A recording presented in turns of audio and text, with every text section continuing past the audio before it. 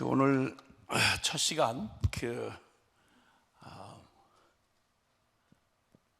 기쁨의 좋은 소식. 사람 제일 불안한 게 재수 없는 소식 들릴까봐 제일 불안하잖아요, 그렇죠? 예, 시험 치러놓고 기다리고 있는데 떨어졌다 이런 얘기 들려올까봐 끔찍하고, 종합 검진 받았는데 아이고 너무 늦으셨네, 암입니다, 이런 소식 올까봐 종합 검진 받고 굉장히 불안하잖아요. 이거 들을 때까지, 그렇죠? 사람들이 평생 일평생에 늘 마음 졸이고 사는 두려워하는 게 이 흉한 소식, 그러니까 기쁜 소식하고 반대되는 거죠. 세상 말로, 흔히 세상 말로 재수 없는 소식, 불길한 소식, 그리고 너무 끔찍한 소식, 이런 것들이 싫지만 막 뉴스 매체마다 그냥 온통 들려, 눈 뜨고 듣는 소리마다 희망적인 소식이 안 들리고 너무너무 절망적이고 끔찍하고 앞이 보이지 않는 너무 혼돈스러운 이런 나쁜 소식에 그냥 파묻혀 사는 인생들에게 들려오는 소식만 그런 게 아니라, 여러분 자신을 가만히 생각해 봐도 솔직히 남 앞에서는 우리가 좀 그냥 쉽게 말하면 기에 눌리고 싶지 않아서 괜히 허세 부리고, 특히 이제 남자들은 더 그렇거든요. 겁나긴 하는데 그러기 쪽팔리기는 싫으니까, 그러니까 괜히 겁 안 나는 것처럼 그게 자꾸 큰 소리하고 헛기침하고 자꾸 그러는 이제 불안한 남자들이 참 많아요. 예, 요즘 이제 조폭들이 또 좀 많이 이렇게 설치는데, 조폭이 겁이 제일 많은 사람들인 줄 아세요? 잘 모르시죠? 겁이 없으면 혼자 다니지 왜 조직을 해가지고 다니겠냐고. 겁나서 그래, 겁나서. 그렇게 사람들이 두려움에 일생매여서 이 두려움의 종로로 타고 사는 인생이라고 히브리서 2장 15절이 말씀하고 계세요. 일생 죽기에 무서워 매여 종로로 타는 자들을 해방시켜 주러 오셨다, 이렇게 예수님이 오신 목적을 그렇게 말하고 있어요. 자, 그리고 일평생 사람이 목말라서 기다리는 그게 바로 뭐냐면, 사람이 말이죠, 말 한마디에 그냥 지옥까지 떨어지는 느낌이 들고요, 말 한마디에 그 희망적인 말 한마디, 책임질 말은 아니더라도 좋은 말 한마디에 막 기분이 이렇게 업이 돼가지고, 그래가지고 그냥 저 혼자 막 행복한 것처럼 또 한참 들떠서 막 이러잖아요. 그래서 빈말이라도 이쁘다고 하는 말 들으면 너무 그날 이상하게 부산 하늘이 더 맑아 보이고, 그래서 사람들이 다 선하게 보이고 그런단 말이에요. 근데 잘 알지만 어떻게 그렇게 생겼니? 이런 말 들으면 만사가 또 짜증스럽고 가지나 어려운 인생이 너무 힘든단 말이죠. 사람들이 놀랍게도요, 간절히 기다리는 그 사람들을 살게 하고 힘을 주고, 그리고 그것 하나 바라보면서 바라보는 게 뭐냐면, 흔히 우리는 그걸 복음이라 그래요. 복음, 기쁨의 좋은 소식이다 이 말이에요. 복스러운 소식이다. 그래서 성경을, 하나님이 우리에게 주신 하나님의 이 살아계신 하나님의 말씀을 복음이라고 말도 해요. 그리고 예수님이 이 땅에 오신 게 바로 목적이 복음이 되기 위하여, 기쁨의 가장 좋은 소식이 되시기 위해서 이 땅에 오신 분이 바로 예수 그리스도라고 누가복음 2장 10절 11절에 무서워하지 말라, 예수님 처음 성탄절 이 땅에 육신을 입고 오시던 그날 말이죠, 천군 천사의 찬양 소리 중에 그 목동들이 들었던 찬양 소리가 누가복음 2장 10절 11절에 나오는데, 천사가 이르되 무서워 말라, 두려워하지 말라, 내가 온 백성에게 미칠 큰 기쁨의 좋은 소식을 너희에게 전하노라. 오늘날 다윗의 동네에 구주가 나셨으니 그리스도 주시니라. 그러니까 예수님이 복음이세요. 복음, 기쁜 소식인 거예요. 자, 그러면 이 기쁜 좋은 소식을 우리가 들으려면 사실 우리 모두가 각자가 얼굴이 다른 것만큼이나 대답은 하지 마세요. 대답은 하지 마시고, 그리고 함부로 웃지도 마세요. 제가 얼핀 정보에 의하면 우리 산성교회 성도님들은 굉장히 이지적이라서 아멘을 잘 안 하기로 소문이 났다. 이런 정보를 내가 미리 듣고 왔어요. 그리고 또 절대 감정 표현을 쉽게 하지 않는다. 그러니까 은혜가 됐다, 깨달아진다, 뭐 이렇게 좋다 이런 걸 금방 좋다고 막 또 막 이렇게 해프게 막 웃거나 막 깔깔거리거나 막 이렇게 하지 않고 그냥 있는 것도 있는 게 아니면 없는 것도 없는 게 아니다. 이렇게 해서 강사가 시험 들 정도로 반응을 잘 안 하신다 이런 얘기가 정확한 정보인지 모르겠는데 얼핏 들려왔어요. 얼핏 들려왔어. 그래서 저도 만반의 준비를 하고 왔죠. 그러니까 여러분 웃지도 마세요. 웃기만 해봐라 그냥. 그렇게 하고 웬만하면 아멘 소리 절대 제가 하라고 할 때 하셔야지. 아무 때나 아멘 아멘 이렇게 해가지고 그러면 내가 대신 설교시킬 거예요. 저도 중간에 예수님을 믿은 사람이라 야 아멘이 무슨 뜻인지를 알고 났더니 믿습니다, 그렇습니다, 야 그렇게 될 줄 믿습니다, 이런 같이 인정합니다, 뭐 이런 의미를 갖고 있는 좋은 말이래요. 그래서 진리에 대해서 하나님의 말씀에 대해서 가장 내 영혼이 반응을 하면서 아멘 하는 게 그게 아멘이란 말을 그런 말을 내가 듣고 나서 교회에 와서 배웠잖아요. 그러고 나서 그냥 듣는데 야 나는 그냥 죄송한데 어차피 알게 될 건데 뭐 까놓고 얘기해야지 어떡하겠어.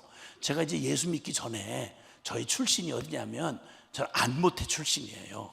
안모태라고 하는 건 모태가 못된 사람을 안모태라고 그러고, 그럼 모태는 뭐냐? 이건 교회 안에서만 쓰는 말인데 그 극성맞은 집사님이 애를 임신해가지고 모태에다가 애를 임신한 채로 캥거루처럼 여기 뱃속에다 애를 임신한 채로 그냥 애한테 물어보지도 않고 그리고 새벽마다 극성을 떨고 예배당을 다니니까 모태부터 끌려다니기 시작해가지고 그렇게 시작해서 믿는 집에 태어난 아이는 죽을 때도 장례식을 교회에서 해야 돼요. 그러니까 교회를 떠날래야 떠날 수 없는 슬픈 천명을 띠고 이 땅에 태어난 사람을 모태신앙이라 한다 이렇게 그렇게 정의하는 거지. 그러니까 애들이 어렸을 때 소꿉놀이를 해도 교회 놀이를 해야 돼요. 우리 애들이 5명인데 우리 애들이 보고 자란 게 마냥 뭐 선교사들의 뭐 교회 예배 드리는 거 이것만 보고 자라니까 소꿉놀이를 하는데도 우리 5남매가 소꿉놀이를 하는데도 교회 놀이를 하더라고. 큰아들은 담임 목사야. 그 다음에 둘째 딸은 그리고 대표 기도하는 권사고 그 다음에 셋째 딸은 헌금 수금위원이야. 그 다음에 넷째 딸은 광고위원이고 그리고 교인은 막내 하나밖에 없어. 그러면서 저들끼리 그걸 그렇게 재밌게 어렸을 때 소꿉놀이를 교회 놀이로 해요. 그러니 뭐 뻔하지. 아니 소꿉놀이를 교회 놀이로 하면 할 게 뭐겠어. 그 5이 다 선교사야. 그래서 막내 이름은 선교야. 막내 이름이 김선교예요. 그러니까 애들은 태어나서 지 꿈이니 뭐 야망이니 이런 걸 비전이 생각할 겨를이 없어. 왜냐하면 태어날 때 이미 내가 바쳐버렸거든. 선교사로 바쳤어. 그러니까 애들이 말 배우면서 알게 된 사실은 나는 이미 바쳐진 인간이구나. 이렇게 해가지고 어디 장사를 할 수도 없고 어디 취직을 할 수도 없고 유엔 사무총장도 못하고 오직 선교사만 해야 돼. 그래서 선교사로 다 바쳤거든. 이걸 보고 운명적 모태신앙이라 그래요. 그래서 이제 그런데 나는 그런 모태신앙이 못된 불행한 사람이라 안 모태인데 그냥 안 모태가 아니고 쉽게 말하면 잘 나가는 고급 사장님 아들이었어요. 술집 사장 아들. 그것도 그냥 막걸리 팔고 이런 데가 아니고 소주 팔고 이런 데가 아니고 거기는 아주 쉽게 말하면 몇몇의 선택된 사람들만 오는 아주 고급 술집이었어요. 옛날이니까 옛날. 지금은 그런 일 없어요. 대한민국에 어디 국회의원 장관 또 이렇게 국무총리 그러면서 무슨 검찰총장 이런 사람들이 어디 술집 가서 해롱해롱하고 그따위 인간들이 있겠어. 대한민국이 어떤 나라인데 지금 그런 짓을 하겠어. 있을 수가 없어요. 오래전 옛날에 우리 아버지 고급 술집은 거기 쫙 빠진 기생누나들이 여럿이 있었어요. 그래서 아주 정말 그냥 봐도 탤런트 뺨칠 정도로 아주 일단 몸매가 균형 대비 질서 정연 이렇게 해서 아주 그냥 쫙 빠진 그런 그 기생 누나들이 여러 명 있었어요. 그리고 옛날 기생들은 그냥 막 갖다 뭐 그냥 뭐 술만 따라주고 이런 사람이 아니고요. 시와 노래를 할 줄 알아야 돼요. 굉장히 하이 레벨이라서, 그래서 그런 고급스러운 손님들하고 같이 맞상대를 해줄 만큼 상당한 지적인 준비를 갖고 있어야 되고, 외모만 그런 게 아니고요. 춤 잘 춰야 되고요. 그리고 매너 끝내줘야 되고요.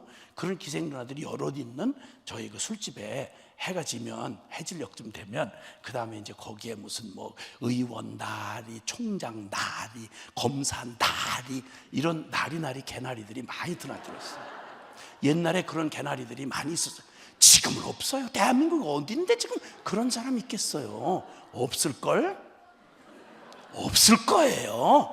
주여. 그래가지고 그런 집에서 자라다 보니까 저는 매년 보고 자란 게, 늘 그냥 점잖으신 분들이 일단 거기 비밀스러운 공간에 들어오면 알딸딸하게 술이 들어가면요, 인간 본성이 나오잖아요. 그렇게 대학 총장님 얼마나 지성인이야. 그런 사람 주둥이에서 무슨 말이 나오겠어요. 그냥 철학적 용어, 그냥 학술적 용어, 큰 지성적 말이 나와야 될 거 아니겠어요? 근데 그거는 보통 정신 차리고 낮에 일할 때 그런 거고, 거기 몰래 이렇게 시크릿한 그런 비밀스러운 공간에 오면 딸 같은 계집아이들 끼고 무슨 짓거리를 하는지를 저는 어렸을 때부터 철학 나부랭이로, 죄송해요, 용서하세요, 철학 나부랭이로 인간론을 배운 게 아니고요, 나는 어렸을 때부터 현장 체험하면서 배웠어요. 난 절대 사람의 명함을 받고 금방 감동이 되는 사람이 못 돼요. 무슨 생각이 지나가느냐면, 명함 딱 받고 대단한 분이구나 이러면 금방 내가 이렇게 지나가는 생각이, 이 양반 혼자 있을 때, 저녁 어둑할 때 이런 데 가서 무슨 짓을 하실까, 이런 생각이 그냥 휙 지나가요. 아니, 내가 뭘 그렇게 하고 싶어서 그런 게 아니라 보고 자란 게 그건데 뭐 어떡하겠어. 그러니까 여러분이 지금 교회에 와서 앉아 계시다고 해서 금방 이분들은 진짜 거룩한 분들이구나, 이런 생각이 금방 아멘이 안 되고, 무슨 생각이 드냐면, 여기서 아멘하고 가서 또 어디 가서 또 은혜를 받을까, 이런 생각이 휙 지나가요. 그래서 용서하세요. 제가 뭐 그러려고 해서 나쁜 마음을 가지고 그런 게 아니고, 너무 오랫동안 제가 안모태로 그냥 그렇게 지나는 동안에 몸에 배서 그래요. 이해해 주시길 바래요. 그러시길 바래요. 그런 분이 어디 있겠어요? 주여. 여기서 대표기도 하시는 장로님이 무슨 뭐 술집 2차 3차 가가지고 사업상 그러면서 그런 분이 있겠어요? 없을걸? 없어요. 주여. 여기서 그렇게 천사처럼 그 교회에서 봉사 잘하시는 우리 권사님이 가서 그냥 완전히 세상에 가족들한테 완전히 어디서 물귀신 살아나온 것처럼 그렇게 험악한, 그냥 며느리 고생시키고 그냥 막 애들 뒤리 때려잡고, 이렇게 성경에 없는 이상한 어디 귀신 나온 것 같은 그런 권사님이 있겠어요? 없을걸? 없을 거예요. 없을 거예요. 주여. 여기서 설교 시간에 은혜를 받은 분이 들어앉아가지고 매냥 TV 리모컨만 돌리고 앉아있고 매냥 핸드폰 들여다보고 앉아서 그냥 거기에 미쳐가지고 눈알이 빨갛도록 성경 한 권도 못 읽고, 한 장도 못 읽고, 그런 이상한 집사가 있겠어요? 없을걸? 없을 거예요. 어디 그런 분이 있겠어요? 그런 분이 없어요, 여러분. 없어. 근데 나는 하도 그런 세월에서 그냥 우리 보통 언어를 욕으로 막 해요. 저희 집안은, 나는 어렸을 때부터 한국말을 배울 때 욕으로 배웠어요.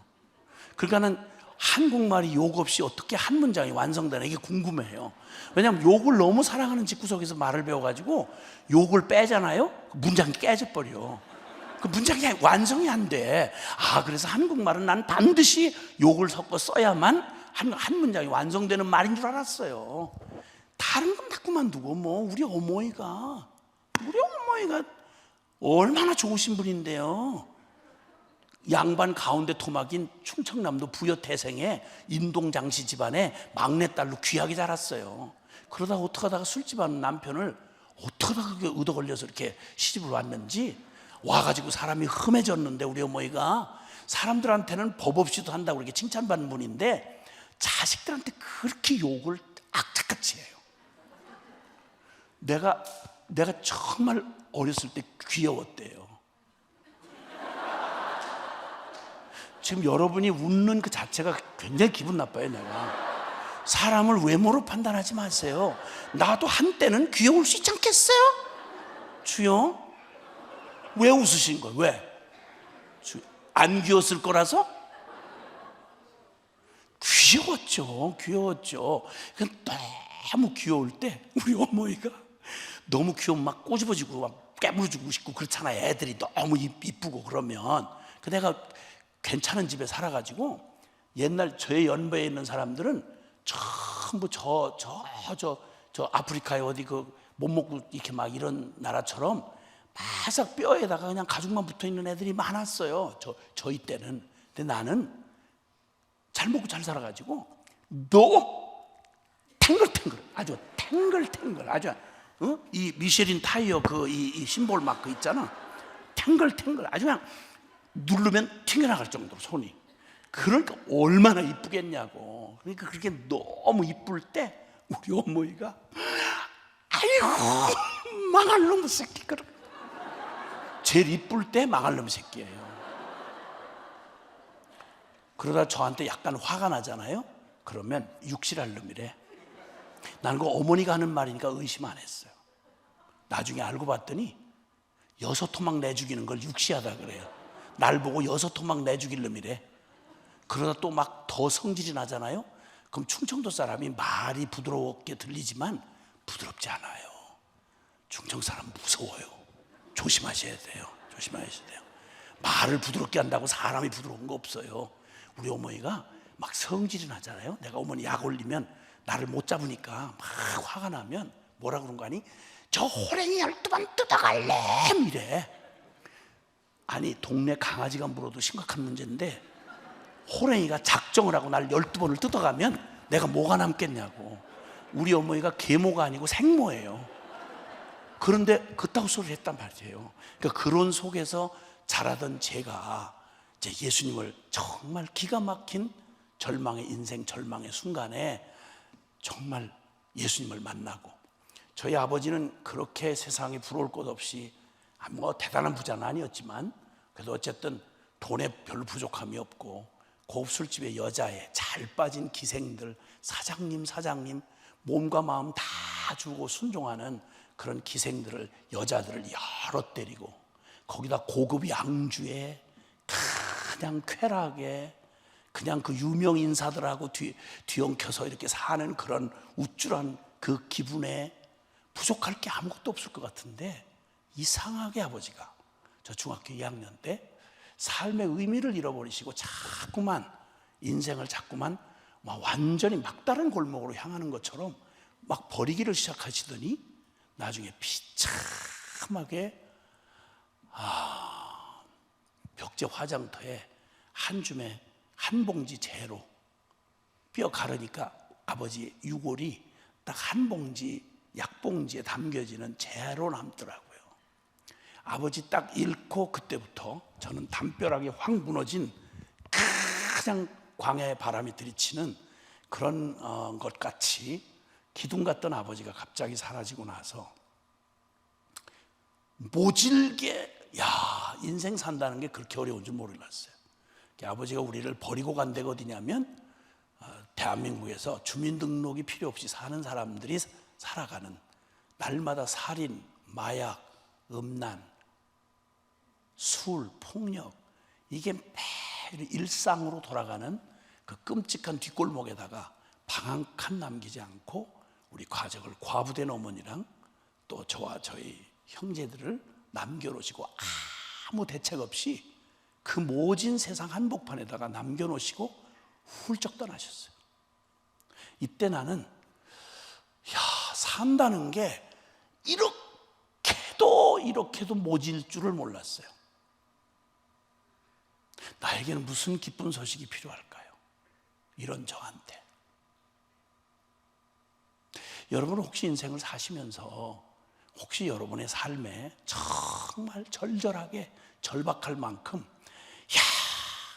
눈만 뜨면 기다리는 여러분의 기쁜 소식이 뭘까?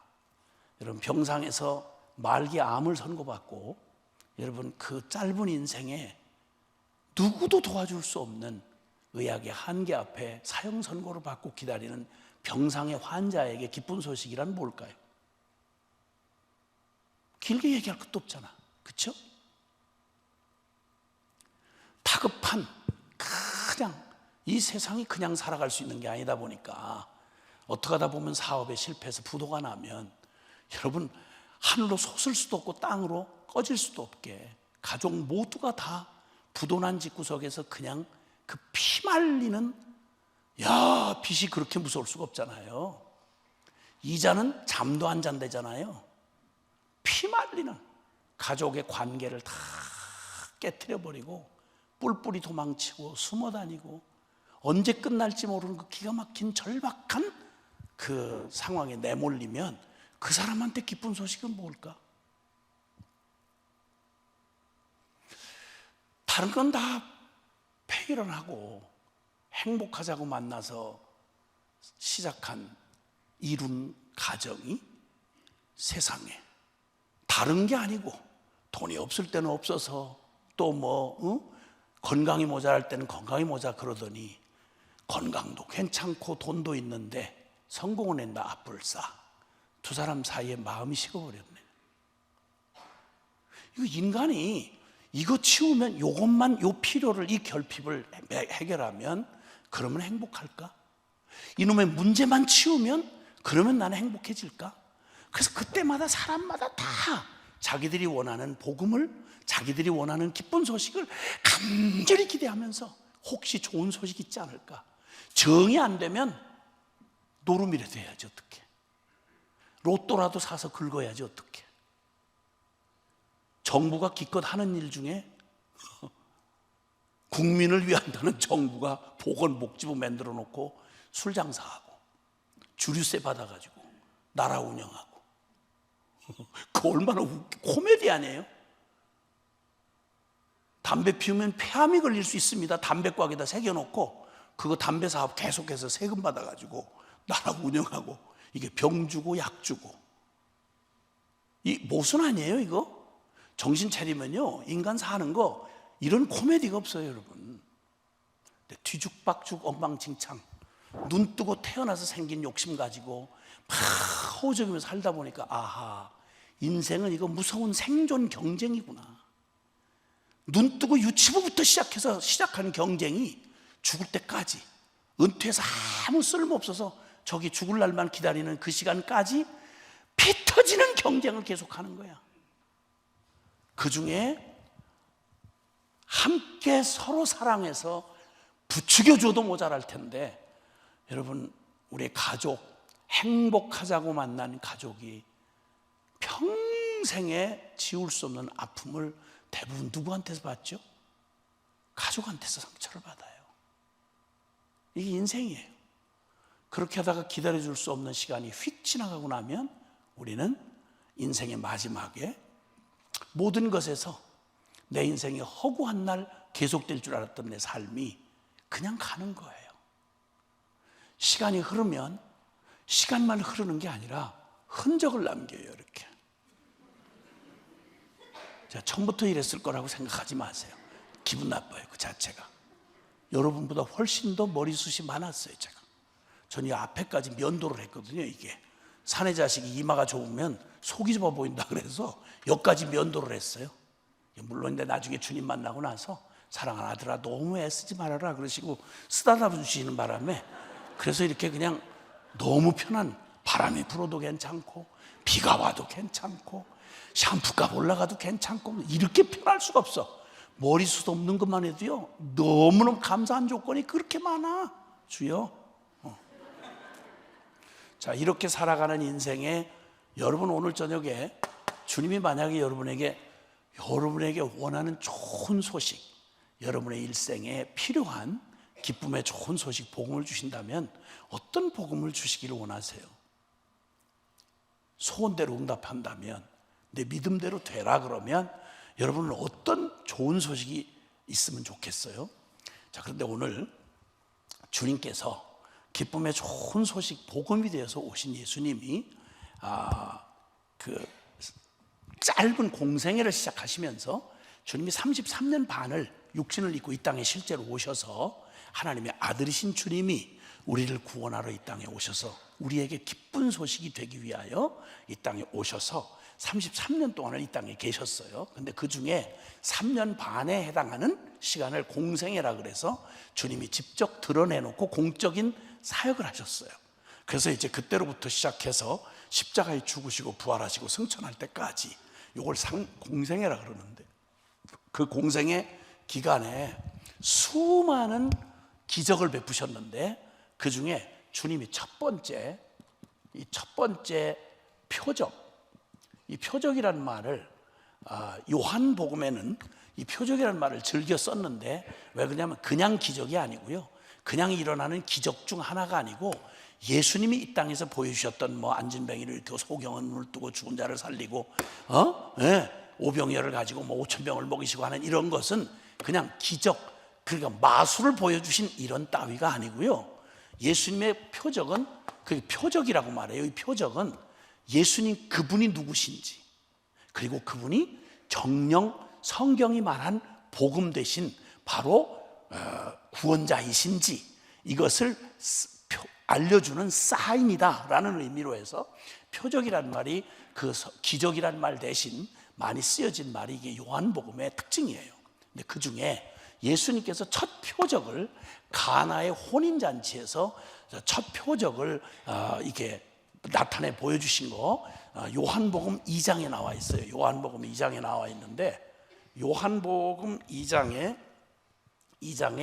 거기에 보면 그 주님이 요한복음 2장 11절에 보면 예수께서 이 첫 표적을 갈릴리 가나에서 행하여 그의 영광을 나타내심에 제자들이 그를 믿으니라. 자, 첫 표적을 보여주신 그 일을 갈릴리 가나에서 혼인잔치에서 베푸신 그 표적을 통해서 그분의 영광을 나타내시고 제자들이 그를 믿더라, 이런 말로 첫 표적을 이렇게 설명을 해줘요. 자, 이 첫 표적에서 나타나 있는 그 예수님이 첫 표적에서 보여주신 내용을 혹시 네, 아이고 감사합니다. 네, 이건 안 움직여도 되겠죠? 요 칠판은 안 움직여도 괜찮겠죠? 오케이, 너무 감사합니다. 자, 그래서 이제 그 가나의 혼인잔치, 그 유명한 물로 포도주 만든 사건 아시죠? 기억나시죠? 잠깐만. 그래서 제가 지금 이제 요거 지금 다 해봐야 3번이거든요. 그 이제 부흥의 시간이 3번이에요. 3번. 그러니까 3일 동안 저녁에만 3번을 하는데, 이 3번 안에 여러분의 영혼이 부흥이 일어나야 돼요. 그것도 길게 하면 안 되고, 여러분 가서 주무실 시간 고려해서 여러분 설교 듣는 성향에 따라서 짧게 끝내야 된다는 이런 압박을 제가 받아요, 강사가. 그 소문 이상하게 나가지고 제가 설교를 길게 한다는 이런 소문이 나가지고 아주 그걸 해명하느라고 굉장히 제가 어려워요, 솔직히. 그리고 예수님한테 만약에 우리가 이렇게 주문을 한다면, 예수님, 우리는 부산 사는 게 보통 일이 아닙니다. 그렇기 때문에 그것도 피곤한 하루를 다 보내고 여기 집회 안 나온 사람도 그렇게 많은데 그 중에 우리가 나왔는데 저희는 평소에 주일날은 30분 설교를 듣고요, 부흥회 때는 길게 잡으면 최대한 1시간까지는 들을 수 있어요. 그러니까 주님도 잘 생각하셔서 나를 변화시키려면 1시간 안에 변화시키셔야 돼요. 당신의 능력을 보여주세요, 1시간 안에. 그리고 또 그 다음에 바쁘면 그 다음날 못 나올 수도 있어요. 그러니까 3일 할 걸 한 번에 그냥 박살을 내주셔야 돼요. 주님의 능력을 보여주세요. 이렇게 이제 원하는 현대판 성도들이 죄인인데 또 죄인이 또 뭐라고 하는 거 아니, 나는 웬만해서 잘 회개할 마음이 안 일어나요. 그러니까 알아서 하세요.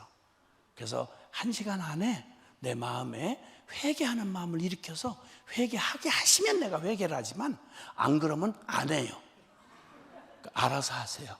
뭐 이런 교인들을 상대로 부흥회를 하려니까 나도 뭐 하는 짓인가 이런 생각이 좀 들어요. 그러니까 이게 아니 수술하는 의사한테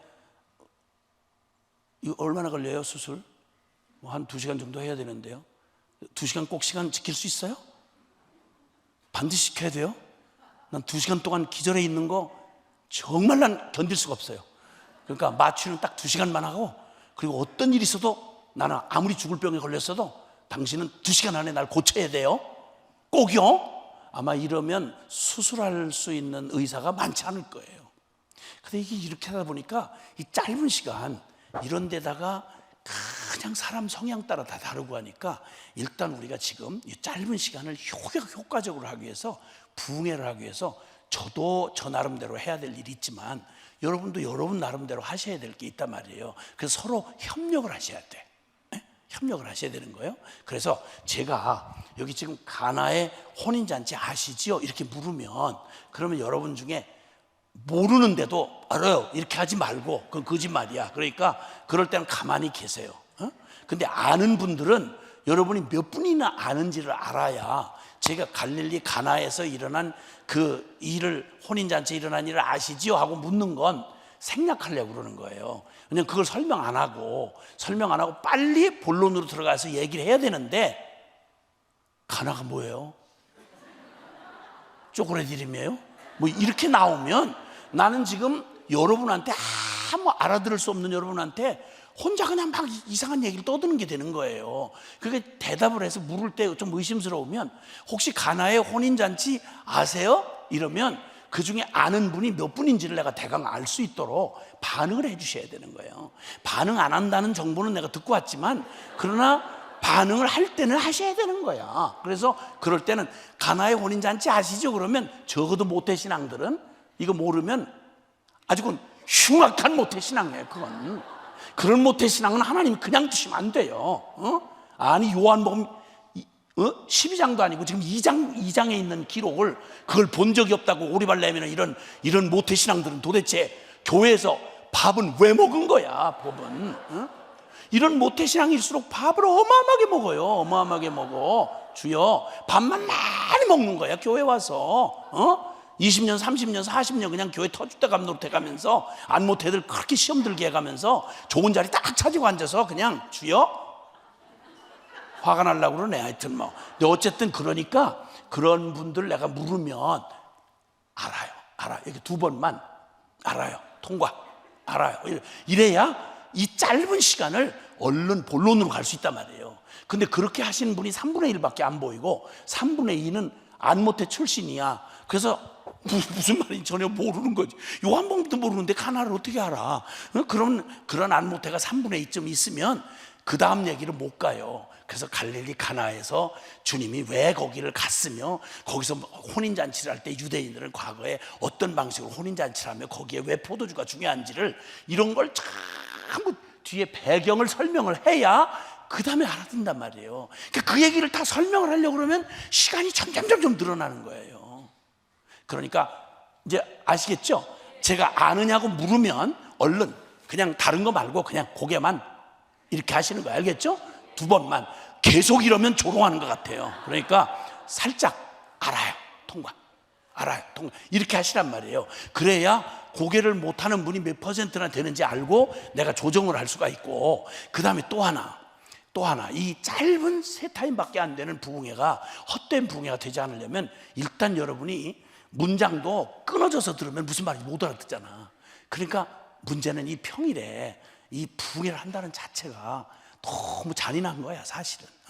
그 어려운 직장 생활하면서 다 집안일 해가면서 저녁에 여기 지금 막 졸릴 시간인데 지금 오셔가지고 이걸 듣는다는 게 보통 일이 아니에요. 주님의 은혜를 주셔야 돼. 어쨌든 그래도 정신을 차리시고, 하여튼 나도 가급적 노력을 할 테니까 여러분 졸진 마세요. 만약 조는 분이 한 분만 눈에 띈다, 그럼 나는 그분을 위해서 못 들었을 거라고 생각되는 그분을 거꾸로 다시 리플레이를 해가지고 다시 그걸 또 해요. 그래서 제가 길어지는 이유는 대부분 제 책임이 아니에요. 여러분 중에 반드시 어느 분이 졸고 있기 때문에 내가 같은 말을 다시 풀어서 설명하는 노력을 하기 때문에 나도 힘들고 다른 분도 힘든 거예요. 그러니까 절대 졸지 마세요. 졸지 않으면 내가 절대 반복 안 하면서 빨리 가고, 그리고 시간을 아주 쌈박하게 끝낼 거예요. 아시겠죠? 근데 더 위험한 건 눈 뜨고 조는 분이 있다는 거예요. 이게 너무 두려우니까 그냥 눈을 이렇게 뜨는데 영혼이 없어. 그냥 눈만 뜨고 있는 거야. 그냥 그럼 눈만 뜨고는 계속 웃으면서 계속 아무 때나 계속 이러고 있으면 이건 눈 뜨고 조는 거예요. 이건 절대 용납이 안 되는 거예요. 저도 속지 않고. 그러니까 눈 뜨고 졸지도 말고 일단 졸지 마시라. 그 다음에 뭐 딴 건 그만둬 놓고, 그 다음에 제가 이제 얘기하는 내용 중에서 요 칠판에 몇 자만 써 놓을 거거든요. 그러니까 그걸 뚜렷하게 보시고, 그 다음에 제 가슴팍에도 있어요.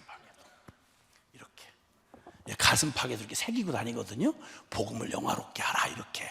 그러니까 하도 얘기를 들으면 지나고 나서 문 닫고 나가시면 또 잊어버려요. 그러니까 나도 이제 하도 하다 보니까, 이거 한 40년 이렇게 하고 돌아다니다 보니까 이 목적이 뚜렷하면 방법이 날카로워지는 거야. 그래서 그냥 넋을 잃고 이렇게 있어도 계속 강사한 말은 다 잊어버려도 요 가슴팍에 뭘 저렇게 샤스에다 저렇게 뭘 새기고 다니나 그래가지고 눈에 박힌 건요, 광고판에서 본 것처럼 계속 그게 남게 돼 있어요. 그래서 여러분 눈에 남으라고 여기다 새겨가지고 온 거예요. 이쯤 내가 노력을 했으면 상당히 가상하죠. 강사가 그래도 애를 많이 쓴다는 것쯤은 이제 좀 감이 오시죠? 그럼 협조할 마음이 있으시죠? 그리고 웃진 마세요. 아무리 내가 웃기는 얘기를 해도 절대 웃지 말고 참으셔야 돼. 여러분, 그래서 소문난 대로 여러분 그 산성교회 성도들은 절대 반응을 해프게 하지 않는다. 그래서 절대 표정을 바꾸지 않는다. 이런 걸 내가 확인할 수 있도록 여러분 절대 웃어도 안 되고 반응도 하지 마세요. 응? 내가 볼 거야 이제. 얼마나 견디나 내가 볼 거야. 내가 별의별 사람들 다 만났는데 뭐 이 교회는 뭐 왜 매려가지고 이랬는데 나중에 속병이 났어. 못 웃어가지고. 이게 소리를 못 내면요 가스가 차요. 여기 이게 웃을 때는 팍 웃어야지, 못 웃으면 여기 가스가 차서 굉장히 어려워. 자, 여기까지는 제가 지금 여기서 요 얘기를 잠깐 한 건 이건 설교 내용이 아니라 부흥의 오리엔테이션이에요. 그래서 부흥의 은혜를 헛받지 않도록 그래서 도움말을 주기 위해서 한 거니까 이건 설교가 아니에요. 그러니까 이건 절대 설교 시간에 넣으면 안 돼. 이건 설교가 아니고 나는 이게 설교를 잘 듣게 하기 위한 서비스예요. 서비스. 이런 강사 보셨어? 부흥회 때 은혜 받게 하기 위해서 이렇게 티셔츠에 이렇게 새겨갖고 오고 그리고 오리엔테이션까지 다 하는 설교자를 보셨냐고. 주여, 다른 건 몰라도 서비스만큼은 저를 따라올 강사 없어요. 주여, 고마운 줄 아셔야 돼. 주여, 안 변하기만 해봐라. 그냥 안 변하게. 하여튼 그래서 이제 첫 표적이 가나에서 혼인잔치에서 예수님의 친척이었던 것 같아. 그래서 예수님이 제자들과 함께 그 잔치에 초대를 받아 갔는데 큰일 난 거예요. 끔찍한 일이 생겼어. 아찔한 상황이 생긴 거예요. 이 상황이 생겼는데 이 상황은 진짜 아주 화급한 상황인데 우리는 실감이 안 나지만 고대에 이 갈릴리 가나에서 하는 이 잔치에서요, 포도주가 떨어졌다는 말은 실제로 법적인 소송을 당할 만큼 심각한 문제예요. 그러니까 완전히 잔치 죽서버리는 거예요. 근데 사람들이 너무 많이 왔던지 아니면 예측이 불가능했던지 하여튼 어떻게 하든지 간에 포도주가 떨어졌어. 그러니까 이 포도주가 떨어졌으니까 지금처럼 돈 있으면 사올 수 있는 이런 때가 아니에요. 고대 시대에는 다 담궈서 먹는 때니까. 그러니까 큰일 난 거예요. 이건 도저히 해결 불가능한 아주 아찔한 상황이 생긴 거예요. 이 상황이 이런 필요 그리고 문제, 이게 생긴 거죠. 자, 이 상황 속에 생긴 이 상황 속에 놀랍게도 이 첫 표적을 통해서 뭘 보여주시려고 하냐면 거기에 해결사 되시는 해결사, 즉 이 기쁜 소식, 복음 되시는 예수 그리스도가 거기 계셨던 거예요. 이 상황은 어느 때나 우리 일생을 살아가면서 맞이할 상황인데 그 상황 속에 만약에 해결사가 없었더라면 끔찍한 거예요. 진짜 끔찍한 거예요. 자, 그 다음에 이 상황을 해결하는 과정 중에 해결사 되신 예수님이 계시는데 이걸 모르면 아무 소용이 없는 거야. 그때 성모 마리아가 예수님과 함께 거기를 가셨다가 상황이 위급한 상황을 알고 이 상황이 포도주가 떨어졌다, 큰일 났다 이래가지고 지금 막 이 잔치가 파토가 날 판이야. 이때 예수님을 알고 있는 마리아가 있다가 하는 말이, 종들을 불러가지고 하는 말이 바로 2장 5절에 종들 하인들에게 말하기를, 그가 말씀하시는 대로 그대로 행하라. 그가 해결사가 계시다. 그러니 그가 말씀을 하시는 대로 그대로 믿고 그대로 순종해라. 그러면 이 모든 문제의 상황을 바꾸실 것이다. 이렇게 해서 결국 요구된 건 말씀대로 순종하라. 믿음을 요구하는 일이 생겼어요. 이게 주님의 이 첫 표적을 통해서 예수님은 앞으로 3년 반의 공생애 동안 주님이 왜 여기를 오셨으며, 그리고 오셨다면 그분은 누구시며, 예수 그리스도가 바로 예수 그리스도가 누구시며 그분은 무엇을 하러 오셨는지, 그것을 그분에 관한 내용을 이제 사인처럼 보여주시려고 첫 번째 3년 반 동안 그 수많은 예수님의 기적과 표적을 보여주시고 말씀을 들려주셨잖아요. 근데 그 모든 앞으로 3년 반의 공생애를 통해서 주님이 하시고자 하는 일을 사인처럼 아주 명확하게 보여주셨던 게 바로 이 첫 번째 표적 사건이에요. 그러니까 이걸 생생히 기억하시길 바라요. 첫 번째 표적, 갈릴리 가나 혼인잔치에서 포도주가 떨어진 상황. 이 상황은 우리가 듣기는 별거 아닌데 그 잔치 상황에서 보면 이건 끔찍한 상황이 벌어진 거예요. 아찔한 상황이 벌어진 거예요. 이건 인간의 힘으로 그 순간 해결할 수 있는 게 안 되는 거예요. 그러니까 해결할 수 없는 아찔한 일을 만나고 난 바로 그때 놀랍게도 그 자리에 스스로는 해결할 수 없는 그 문제가 일어난 바로 그 현장에 누가 있었냐면 예수 그리스도가 계셨던 거예요. 복음 되시는, 해결사 되시는 예수 그리스도가 있었다, 그 말이에요. 그리고 그 예수 그리스도, 이 복음을 누린 사람은 누구냐? 그가 명하시는 대로 행하라, 즉 믿음으로 누리게 된다, 이 말이죠. 자, 오늘 봉독해 주신 그 로마서 1장 16절에서 17절은요 놀랍게도 이렇게 말합니다. 내가 이 복음을 부끄러워하지 아니하노니, 즉 기독교의 복음을 말하는 겁니다. 이 십자가의, 예수 그리스도의 십자가의 복음을 말하는 거예요. 내가 이 복음, 이 십자가의 예수 그리스도의 복음을 내가 부끄러워하지 아니하노니, 이 복음, 이 기쁨의 좋은 소식은 모든 믿는 자에게 구원을 주시는 하나님의 능력이 됩니다. 첫째는 유대인에게요, 또한 헬라인에게로다. 여기 유대인과 헬라인, 이 말은 모든 인류를 말하는 거예요.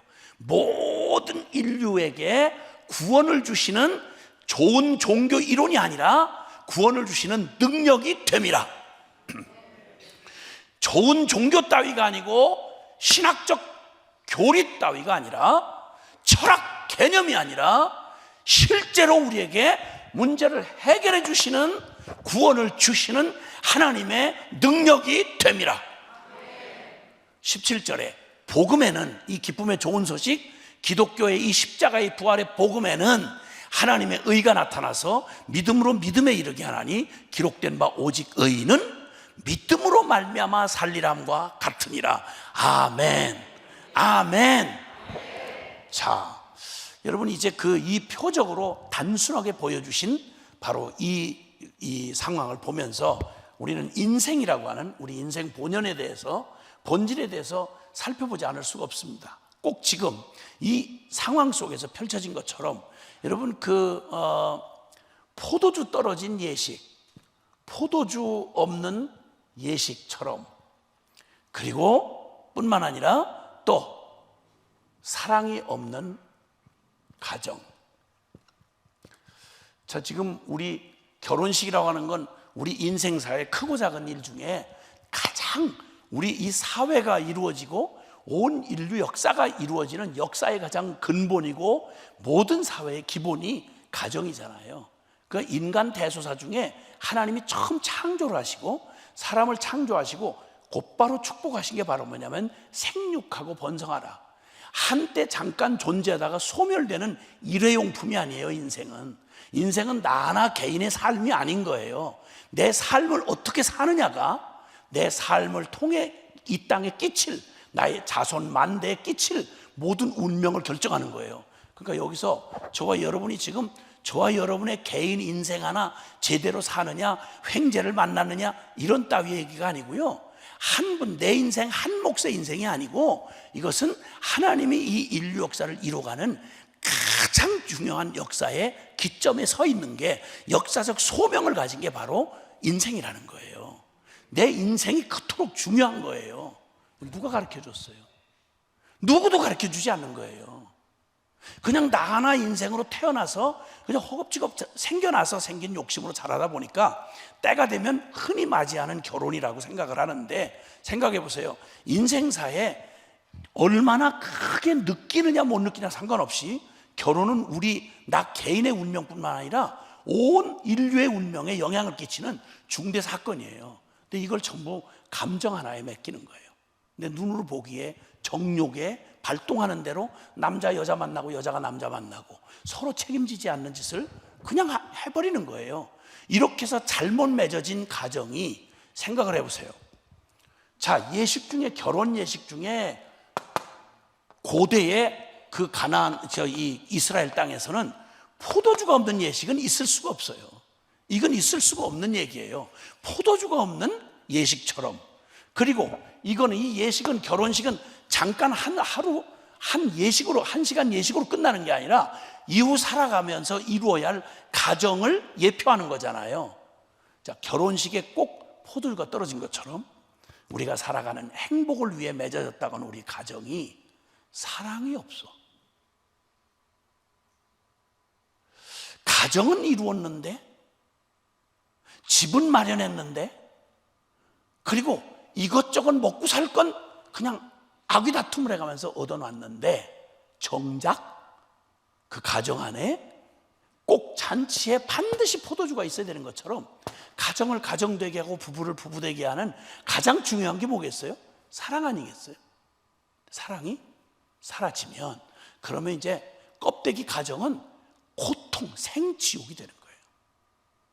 성경에도 아모스 3장 3절에 두 사람이 의합지 않고야, 마음이 하나 되지 않고야 어찌 그게 함께 동행하는 거겠느냐, 이렇게 말해요. 한국말 속담에 이런 말 있죠. 동상이몽이라는 말. 한 침상에 누웠는데 부부가, 그런데 서로 다른 꿈을 꿔. 남자는 딴 여자 꿈꾸고 이 여자는 딴 남자 꿈을 꿔. 세상에 이런 비극이 어디 있겠어요? 가정 중에 이런 비극이 없겠냐고. 여러분, 잠깐 살다가 끝나는 인생사에 사람이 하나님이 맺어주어서, 인류의 가장 중요한 게, 가정 깨지면 인류 끝나요. 아니, 생육하고 번성할 길이 없는데 어떻게 돼? 그러니까 가장 무서운 건 지금 한국 사회가 말이죠, 지금 가장 핵폭탄보다 더 겁나는 얘기가 바로 뭐냐면, 지금 한국의 출산율이요, 전 세계에서 거꾸로 1위에, 거꾸로 1위. 출산율이 0.78이 나왔어요. 그 말은 두 사람 부부가 그냥 본전치기만 할래도 한 가정당 둘은 낳아야, 부부 두 사람이 둘은 낳아야 인구가 그 현상 유지가 가능한 거예요. 근데 지금 둘이 만나가지고 한 명도 안 낳고 0.78이라는 거예요. 그러면 이제 몇십 년만 지나면, 여러분 놀랍게도 통계 수치로 나왔어요.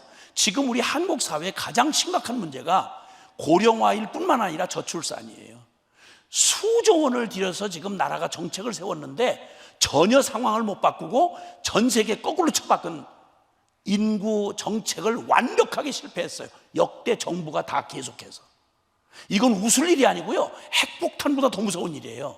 그래서 이거 그대로 요 상태로 가면 한국 민족이라는, 대한민국 사람이라는 이 종족이 없어진대요.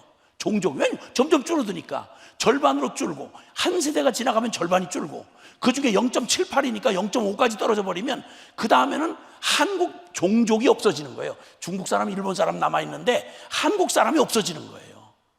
지금 이 상황이 코앞에 닥쳤는데도 불구하고 우리 그냥 놀고 먹고 그냥 막 다 개인적으로 그냥 뭐 도덕이고 뭐가 없어요. 지금 온통 정책에 뭘 좀 깨었네 하는 사람들 난리 구슬 떨고, 뭐 동성애다, 뭐 말도 안 되는 기본적인 도덕을 다 허물고 가정을 깨트리는 이런 기가 막힌 역으로 가는 이런 일들이 지금 비극으로 몰아붙이고 있어요. 근데 그나마 그 중에 근근히 버티고 있는 가정조차도 이 민족과 역사의 중추적인 중심이 되어야 할 가정조차 잠정적으로 하면 거의 이혼 수준에 있는 그런 깨어진 가정이, 가정사역하는 사람들의 얘기를 들어보면 심각할 지경이에요. 심각할 지경. 이쯤이 왔는데도 우리는 그냥 경제 수준 조금 올라간 거, 먹고 살만한 거, 차 좀 좋은 거 타는 거, 언제까지 이럴 거예요? 이 상황이 지금 사랑 없는 가정, 이 고통은 견뎌내질 못하니까요, 결국 나중에 가면 이 고통을 못 견디면 사람들이 딴 게 힘들어서가 아니고요, 이 고통을 이겨내지 못하면 사람들이 우울증 걸려요. 정신적 고통을 당해요. 그리고 현실적으로 감당이 안 되면 자살 시도를 하고요. 그러도 저거 하면 그 짧은 인생인데 그거 몇 년 산다고 그걸 못 기다려서 요즘 황혼 이혼이라는 게 유행을 하고 있어요. 나이 살 만큼 산 부부가 이혼을 하는 거예요. 이러면 본인들만 이혼을 하는 게 아니라 그 나쁜 선례가, 부모가 끼쳐준 그 무언의 그러한 그 악한 영향이 젊은이들은 오죽도 그럴 이유가 많지 않겠어요? 충동적이고 인생 살 것 다 산 사람들이, 부모들이 책임 없이 황혼 이혼 입네 없네 이러고 글쎄 갈라지니 이걸 어떡하자는 얘기예요, 이거. 여러분, 이러니까 지금 다음 세대, 지금 우리 학교 전국의 대학교 문 닫는 얘기는 말할 것도 없고요, 서울 한복판에 지금 초등학교, 중고등학교가 문을 닫아요. 폐교가 생겨나요. 심각한 상황이에요. 그 한복판에 지금 6만 교회에 1000만 성도가 있다고 하는 개신교가, 천하가 다 뭐라고 해도 하나님의 거룩한 부름을 받아 하늘 가치로 믿음으로 살아간다고 하는 하늘 백성인 교회가 1000만이 여기 버티고 있는데, 그 중에 성도들만 다 제대로 믿음대로 살았더라면 이런 나라의 이런 위기 정도는 얼마든지 반전시킬 수 있는 거예요. 지금이야말로 교회가 진짜 빛을 발할 수 있는, 교회가 가지고 있는 복음의 능력과 그 도덕적 숭고한 가치와 그 영적인 능력이 이 세상의 정욕을 따라 떠밀려가는, 이 세상의 어떤 지식도 문명의 발전도 이게 인간의 죄성을 돌이킬 수 없는 이 홍수, 쓰나미 같은 홍수 속에서 도도하게 섞이지 아니하고 하늘의 가치를 붙들고 믿음으로 진리를 따라 살아가는 이 진짜 능력을 보여줄 수 있는 때가 바로 지금, 교회가 필요하다는 존재를 보여줄 수 있는 때가 바로 지금이다, 이 말이에요. 정책으로도 안 돼요, 여러분. 천하 없는 학술대회 해보라고요. 되나? 안 돼요. 젊은이들한테 돈 지원해주면 애 낳을 거라고? 젊은이를 어떻게 보고 있는 거예요, 지금? 돈 몇 푼 주면 애를 돈 지원 안 해준다고 안 난다는 생각으로 이런 천박한 생각을 하니까 이게 바뀌어질 리가 없는 거예요. 누구도 못 바꿔요, 여러분. 러시아는 이미 인구가 줄어들기 시작한 지 오래전이었어요. 서구 사회 마찬가지였어요. 뒤늦게 먹고 살만한 국민소득 좀 3만 불 되고 이러니까 한국교회 지금 유행을 얼마나 빨리 따라가는지, 한국교회는 거의 뭐 냄비근성처럼 그냥 그 유행이 뭐 젊은이들 특별해서가 아니고요, 원래 죄인들이 그래요. 지독한 이기적이고 절대 희생하지 않으려고 하고, 이게 죄성이에요, 인간 죄성. 이걸 바꿀 수 있는, 역전시킬 수 있는 유일한 능력은 인간에게서 나오는 게 아니에요. 지금 포도주 떨어진 예식처럼 사랑이 완전히 식어진 지독한 자아추구, 자아사랑에 나밖에 모르는 이 육적이고 세속적인 이 가치에 완전히 매도되어 있는, 여러분, 이런 세대를 바꿀 만한 능력이 우리에게는 없어요. 이 인생 문제가 이렇게 우리 앞에 다가와 있는 거예요. 자, 여기에다가 여러분, 여기 우리 주님께서 이 첫 표적을 통해서 주님이 복음 대신 예수님이 오셔서 어떤 일을 행하실 건지를 압축적으로 3년 반에 이루실 주님의 구원 역사, 복음의 역사를 요 짧은 요 표적 사건을 통해서, 실제 사건을 통해서 보여준 건데, 여기서 간단하게 나누어서 먼저 본다면, 첫째, 우리 인생 잠깐 얘기를 했지만 우리가 처한, 우리 인생이 처한 상황을 살펴보자는 거예요. 자, 근데 이런 얘기는, 이 불편한 진실을 교회 아니고 복음 아니면 누가 얘기를 해주겠어요? 누가 얘기를 해주겠어요? 근데 여러분 신앙생활 하시면서 혹시 여기 지금 꼭 포도주 떨어진 가나 혼인잔치처럼 완전히 생명 잃어버린, 사랑 잃어버린 가정처럼 내 인생의 문제가 무슨 복음이 필요한지, 나 뭐 그렇게 뜨겁지 않아요. 나 그렇게 뭐 별로 그렇게 뭐 신앙이 이렇게 뭐 간절해지질 않아요. 나는 원래 성향이 그런가 봐요.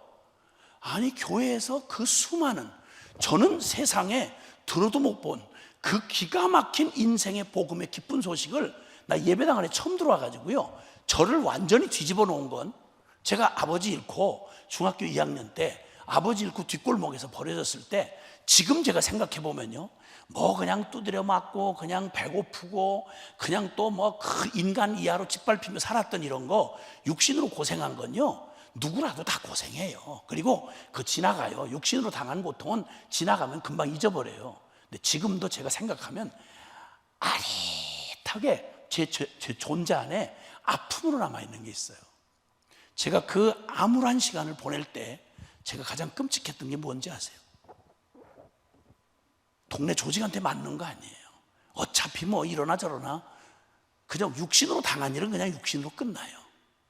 근데 진짜 제가 그때 암울했던 건, 아버지 잃고 세상은 끔찍한 죄의 한복판에 앉아서 이걸 어떻게 마주할 용기도 없어요. 그러니까 난 왜 살지? 우리 아버지가 한 번도 가르쳐주지 않은 게 내가 누군지를 한 번도 가르쳐주지 않았어요.